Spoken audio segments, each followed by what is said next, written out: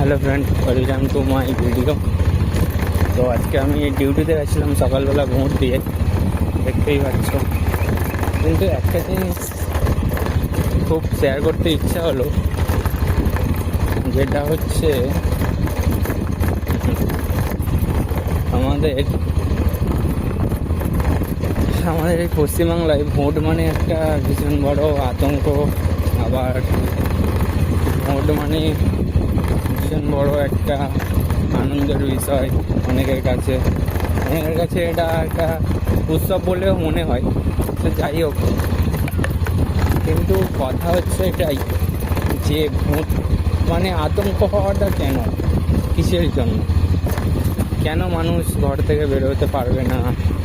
কেন সবাই ধরুন অফিসে ছুটি? কারণটা কি পশ্চিমবাংলাতে এরকম কেন? সেটা আমার জানার বিষয়। সেটা আমার একটা কোশ্চেন আছে তোমাদের সবার কাছে। আর ভোট সবার নিজের মতামত, নিজের একটা সেখানে কেন সবাইকে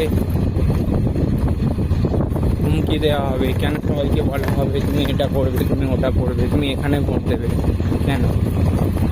মানুষকে নিজের সব, যদি মানুষকে মানে যে যার ব্যক্তিগত যদি মতামত থাকতে পারে, ব্যক্তিগত যদি নিজের ড্রেস চেঞ্জ করতে পারে, ব্যক্তিগত নিজের চাকরি খুঁজে নিতে পারে, নিজের জীবনসঙ্গী খুঁজে নিতে পারে, তাহলে সেখান থেকে দাঁড়িয়ে ব্যক্তিগত কেন ভোট নির্বাচিত করতে পারবে না?